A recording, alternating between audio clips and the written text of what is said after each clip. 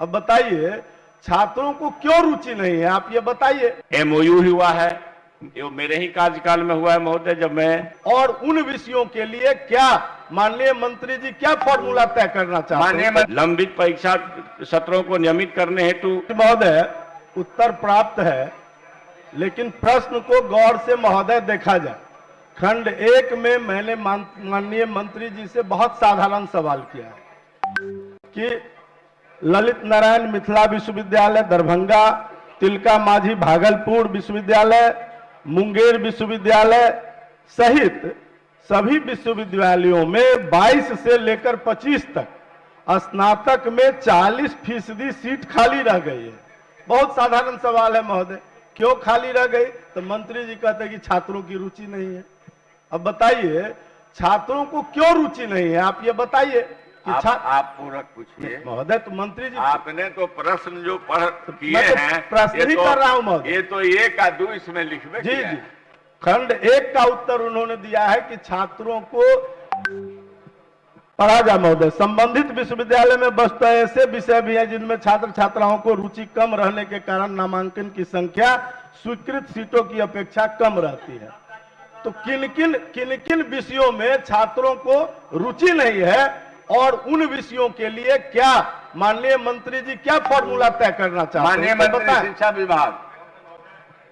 माननीय सदस्य जवाब नहीं पढ़ पाए लगता है ठीक से, उत्तर भी देखेंगे महोदय।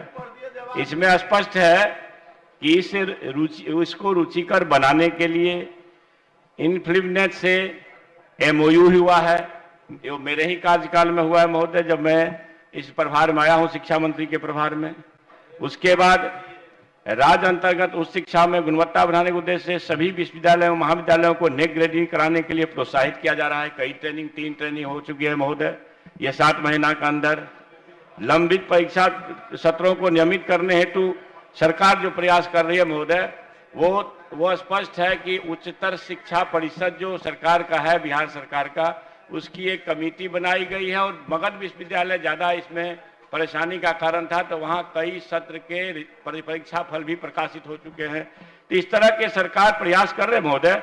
चौथा उत्तर जो दिया गया है, सदस्य मान्य सदस्य पढ़े होंगे कि सकल नामांकन दर 12.1 से बढ़कर 15.9% हो गई है 2021 में। तो धीरे धीरे ये बढ़ रही है महोदय, इसलिए सरकार प्रयासरत है। माननीय सदस्य और कोई पूरक करना चाहे तो पूछ सकते हैं। माननीय सदस्य। अध्यक्ष महोदय, माननीय मंत्री जी ने जो सुझाव दिए हैं कि हम ये प्रयास कर रहे हैं, उसमें इन्होंने नैक की बात की है और नैक का काम है कॉलेजों के ग्रेडिंग का। तो इससे कॉलेजों का ग्रेडिंग हो जाएगा तो छात्र उससे कॉलेज तय कर सकेंगे कि मुझे किस कॉलेज में जाना है। नैक का ये काम है। तो इससे कैसे बढ़ जाएगा आपका नामांकन? क्या आधारभूत संरचना की स्थिति आपको अपने महाविद्यालयों के संबंध में पता है कि उसकी आधारभूत संरचना ठीक है, उसमें गुणवत्ता की क्या स्थिति है? इस संदर्भ में तो माननीय मंत्री जी बताएं, ताकि मैं प्रश्न आपसे विभाग से कर रहा हूं। संस्थाएं बन रही है, वो संस्थाएं इसको प्रोत्साहित करेगी, लेकिन कॉलेज क्या करेगा महोदय? मंत्रालय क्या करेगी? आपका विभाग क्या करेगा? बताइए। माननीय मंत्री महोदय, माननीय सदस्य और सदन के लिए इतनी जानकारी देना श्रेयस्कर होगा महोदय कि विश्वविद्यालयों में शिक्षकों की कमी दूर करने के सरकार के जो प्रयास हो रहे हैं, लगभग 4000 से ज्यादा शिक्षकों की बहाली का, 4000 के आसपास शिक्षकों की बहाली का, फिर उसके लिए हाईकोर्ट में अभी रोक लगी है तो बाधा खड़ी हुई है। लेकिन विश्वविद्यालयों में शिक्षकों की कमी न रहे, इसके लिए सरकार तत्पर है और विश्वविद्यालय को निर्देश दिए गए हैं कि आप अतिथि शिक्षकों की बहाली करिए। इन्फ्लुएंट से मैंने ये जो हमें ऑनलाइन सुविधा होगी किताबों को पढ़ने लिखने की, इससे एमओयू किया गया है। और नेक ग्रेडिंग तो उसी महाविद्यालय का होता है महोदय जहां सब कुछ आधारभूत संरचना से लेकर के और सारे शिक्षण का कार्य अच्छा होता है। और क्या उपाय किए जा सकते हैं माननीय सदस्य, उपाय बता दें। मैं माननीय मंत्री जी के इस प्रश्न से संतुष्ट नहीं हूं, उत्तर से संतुष्ट नहीं हूं महोदय। ये फेंकने वाली बात है। शिक्षा विभाग है, शिक्षा विभाग को कहीं न कहीं स्पेसिफिक पर आ रहा है महोदय। इनके अधिकारियों को बुद्धि का अहंकार हो गया है महोदय, और वो प्रश्न कुछ रहता है उसमें झाड़ते कुछ हैं।